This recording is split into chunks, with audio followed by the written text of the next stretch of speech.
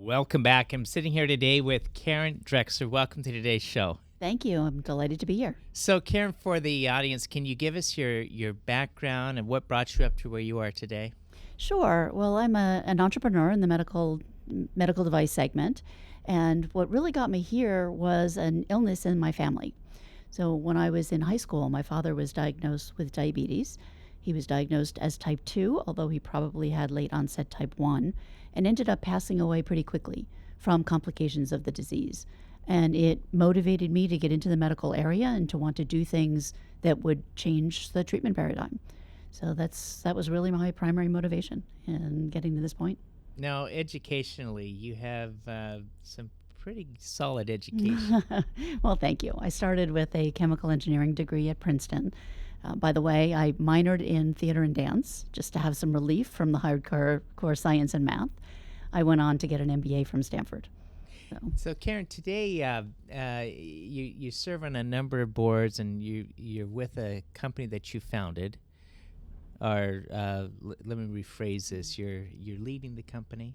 Yes, Okay. I'm running a company that I joined, actually, interestingly, as an investor and board member. So it related to my investment activities, and I ended up moving in as CEO about 2 years ago. Okay. Yeah. So, when you're looking at the industry today of diabetes and the advancements, what do you see for the future? Are they going to be able to overcome this as a disease, or what's there's things out there right now that are developing, but where do you see the industry going? So the diabetes sector, unfortunately, diabetes is one of the few chronic diseases that is increasing dramatically in incidence year over year. And it's really a disease of aging and obesity. So you look at the type 2 population, and we now have children being diagnosed with type 2 diabetes, children as young as 6 or 7 who will have this lifetime burden. In terms of a cure, certainly a lot of people are working on it. I think it's more likely we'll see a cure for type 1, where it's an autoimmune disease and the pancreatic cells, the islet cells that make insulin are wiped out. There's work to replace those cells that I think will pay dividends at some point. But type 2 is a very different kind of disease, and it's the one that's much more prevalent in the population. It's very much related to our lifestyle, to the way we eat, what we eat, our exercise or lack of exercise. So I'm not very optimistic that we will, in the near term, overcome type 2 diabetes. But with advances in health IT, our ability to use data, I think that's really the big news in that sector. Sure, drugs are getting better. We're getting better at controlling the complications. But I'd rather not have us even see the complications, right? Be able to control it early on, or be able to intervene when someone is insulin resistant before diabetes fully manifests.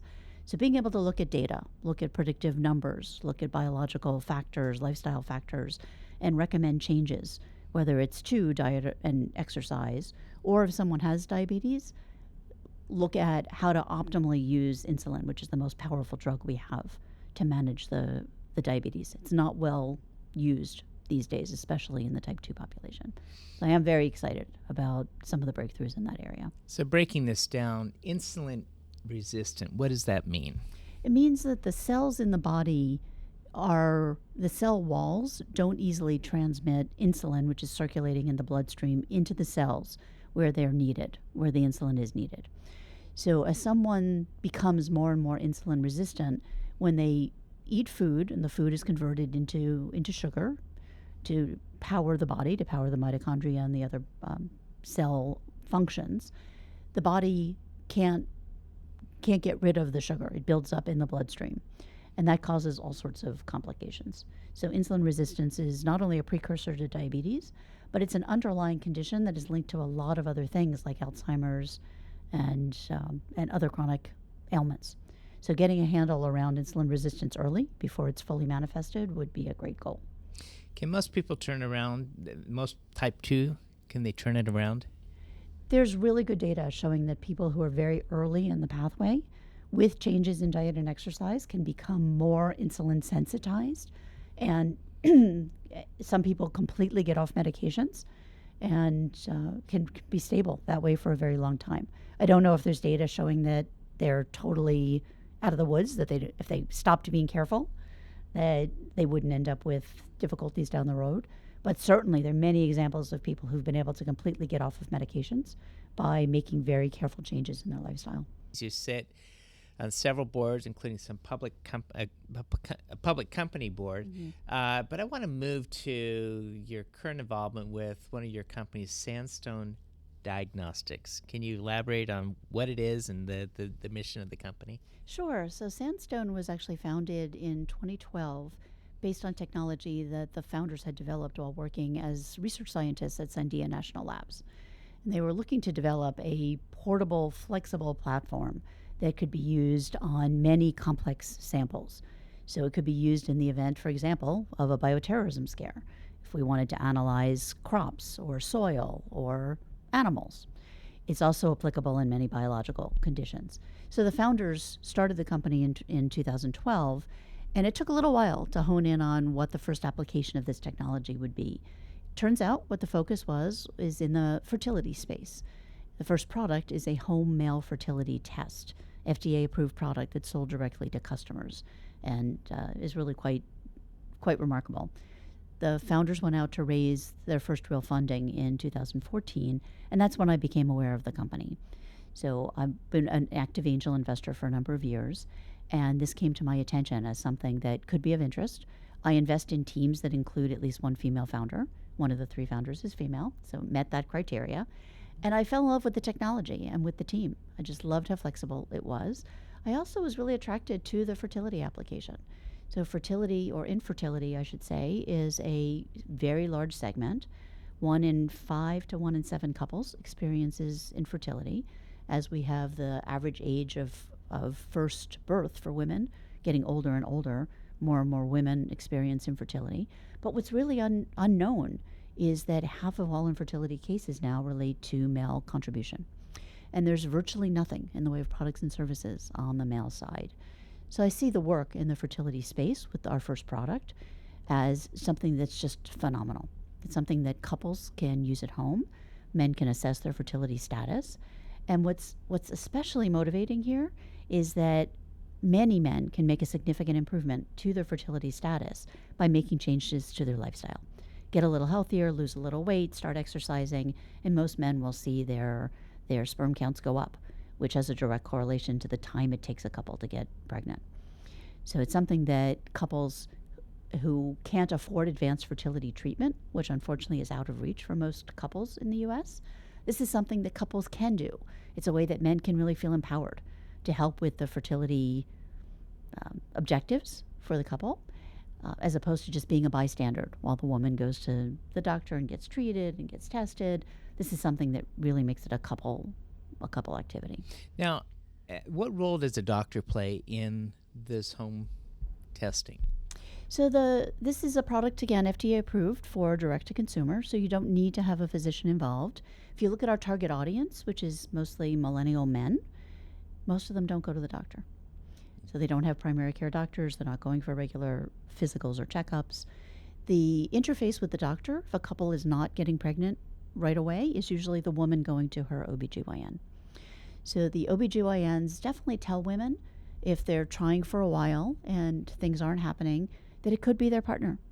Could be their husband, could be their partner.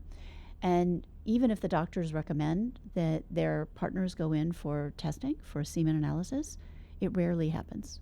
Most couples, men and women both, assume that it's more likely to be the female. We have all this information in the media talking about women and their aging eggs and egg freezing, and if a woman's over 35, she's going to have trouble getting pregnant. So it's not even in people's consciousness how much of the time men contribute to this. So even if the OB brings up and says, it could be your partner, women are thinking, but it's probably me. So we're really not, at this point, marketing through physicians, although we do see that OBGYNs, for example, could be a great purveyor of information for us. We are marketing directly to men, to couples who are looking for solutions. One interesting phenomenon in the U.S., I mentioned that fertility treatment is usually not covered, so it's an out-of-pocket payment. There are a few states in the country, Massachusetts being the most prominent, where fertility services and benefits are broadly covered. But because it's so expensive, it can cost a couple $50,000 to $100,000 to go through these advanced procedures, like IVF, in vitro fertilization. employers are starting to pick up the slack. And it's one of the most popular added employer benefits.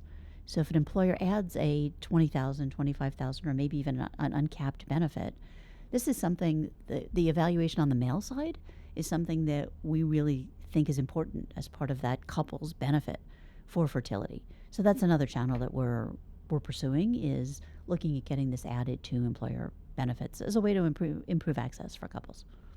Karen, I need to take another break, and I'm visiting here today with Karen Drexler.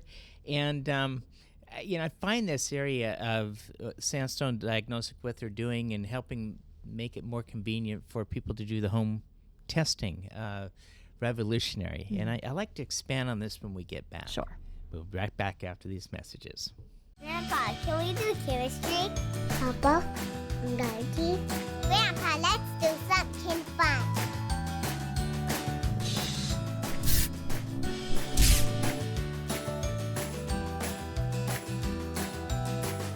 We'll help you stay organized so you can focus on what really matters in life.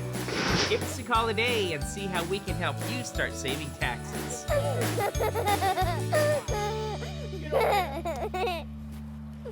Welcome back. I'm visiting here today with Karen Drexler. And Karen, in the last segment, we're talking about Sandstone Diagnostics and their advancement for the home remedy for fertility. And there's also some other products that aren't necessarily at the home stage, but available through blood work.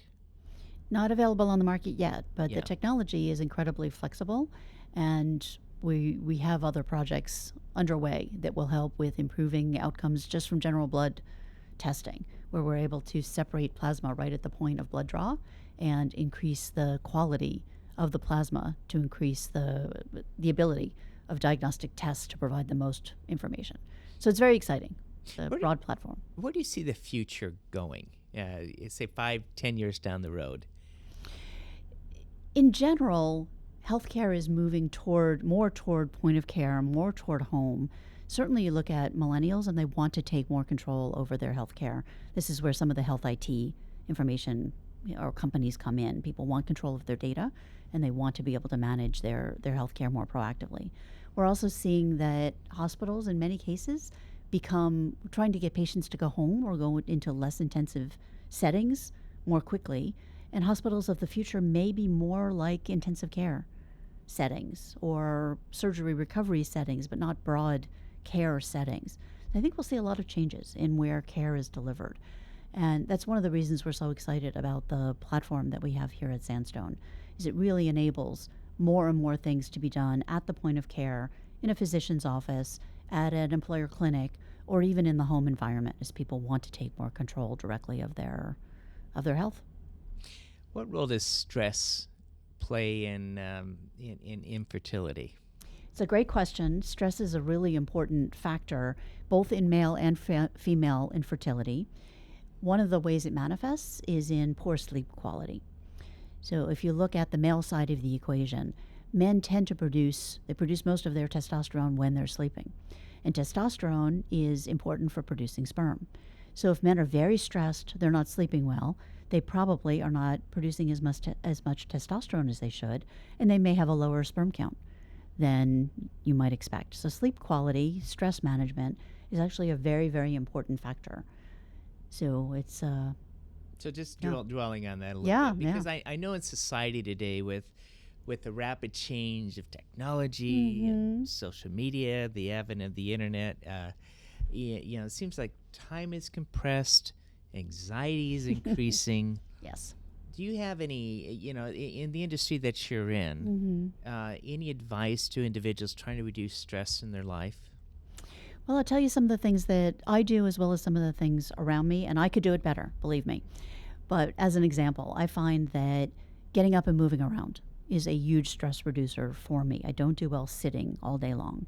And I find when I'm talking with folks, especially employees, it can be a little intimidating. I'm not an intimidating person. At least I don't think I am. But an employee coming in, sitting across the desk from the boss, that's not an optimal situation for communication. So I take people out for a walk. We're very lucky. We're here in California, and we can go for a walk almost every day of the year.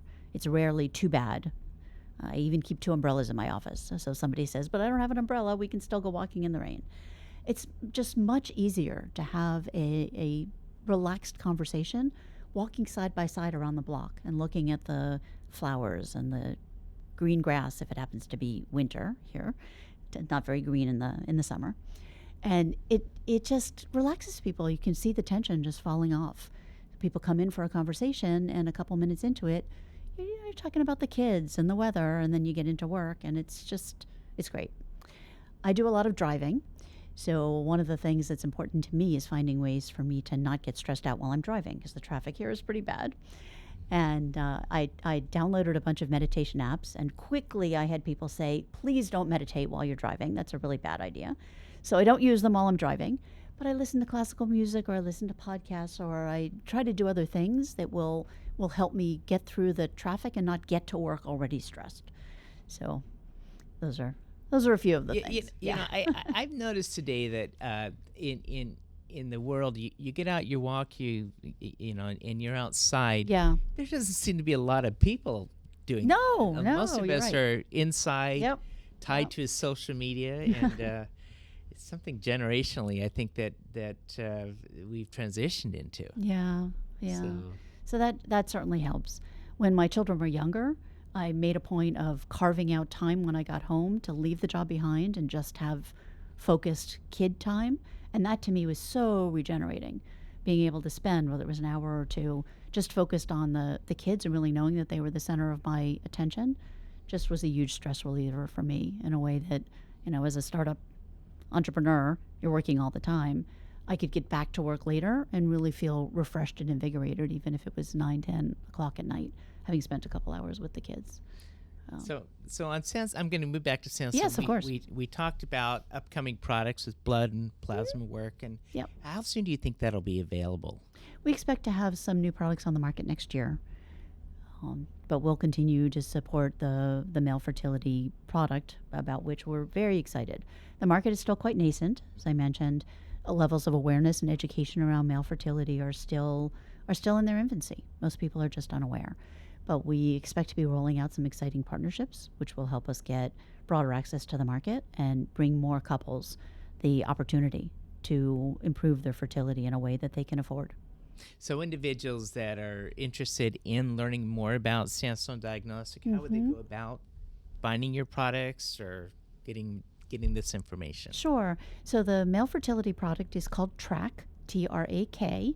It is so named because it is set up to be able to support men testing over time, being able to make some lifestyle changes as guided by our app and our other educational materials, and then come back and retest over time and track the sperm health levels. So the product is available on our website, www.trakfertility, again, Trak fertility.com. It's also available on Amazon and in the FSA store online, so fsastore.com. We do qualify for FSA and HSA dollars, so people could use pre-tax dollars. So that's where they can find us for now. We also have an educational website that gets a lot of interest. There's not a lot of well-curated, scientifically backed information about men's sexual health and reproduction. So our site, which is called, very memorable, don'tcookyourballs.com, it's all run together, no punctuation, don'tcookyourballs.com, is a real go-to site for men for information. And we've got ways that men can interact with each other, can ask questions, can get responses from experts. But there's also a lot of curated content there that is extremely helpful. As men get into this process, they'll have a lot of questions. And as I said, they often don't see a primary care doctor, so they may not know where to turn for answers. This is a place to go for some answers. I've been visiting here today with Karen Drexler. And Karen, I appreciate you coming on today's show. And it's been very insightful with the advancements in the home remedies for male fertility and information that you have with Sandstone Diagnostics. Thank you. My pleasure.